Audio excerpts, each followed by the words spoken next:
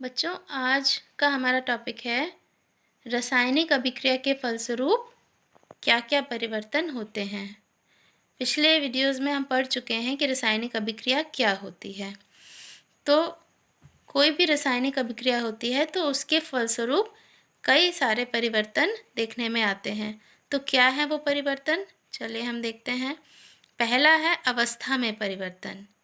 यानी जब कोई भी रासायनिक अभिक्रिया होती है तो उसमें जो पदार्थ भाग लेते हैं उनकी अवस्था भिन्न होती है और अभिक्रिया के उपरांत जो पदार्थ बनते हैं उनकी अवस्था कई बार भिन्न होती है।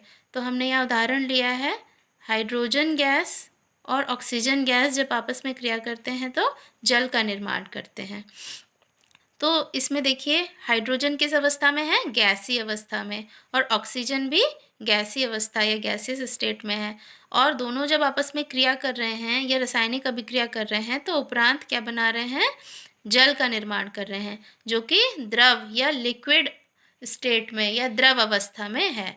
तो हमने देखा कि हाइड्रोजन जो गैस अवस्था में थी, ऑक्सीजन भी गैस अवस्था में थी, लेकिन रासायनिक अभिक्रिया के फलस्वरूप जो पदार्थ बना उसकी अवस्था द्रव अवस्था है, यानी भिन्न अवस्था है ना। तो इस प्रकार से रासायनिक अभिक्रिया के फलस्वरूप अवस्था में परिवर्तन हो जाता है। दूसरा है रंग में परिवर्तन। तो रासायनिक अभिक्रिया के फलस्वरूप कई बार जो पदार्थ भाग ले रहे होते हैं उनका रंग अलग होता है और अभिक्रिया के फलस्वरूप जो पदार्थ बनता है उसका रंग भिन्न होता है।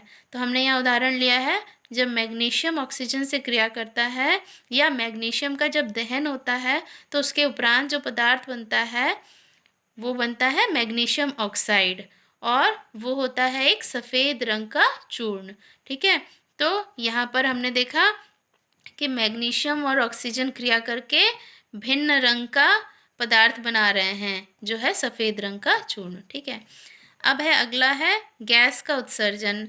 तो रासायनिक अभिक्रियाओं के फलस्वरूप कई बार गैसों का उत्सर्जन होता है। तो यहाँ एग्जाम्पल हमने लिया है, जिंक की अभिक्रिया जब तनु सल्फ्यूरिक अम्ल से कराते हैं तो जिंक सल्फेट बनता है और साथ में हाइड्रोजन गैस बाहर निकलती है। तो रासायनिक अभिक्रियाओं के फलस्वरूप गैसों का उत्सर्जन होता है।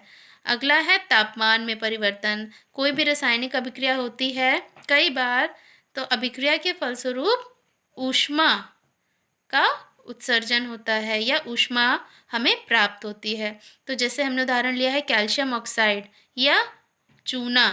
जब हम चूने की क्रिया जल से कराते हैं तो कैल्शियम हाइड्रोक्साइड बनता है या बुझा हुआ चूना बनता है और उसके साथ ढेर सारी ऊष्मा हमें प्राप्त होती है, तो तापमान बढ़ जाता है। तो इस प्रकार से रासायनिक अभिक्रिया के फलस्वरूप तापमान में भी परिवर्तन होता है।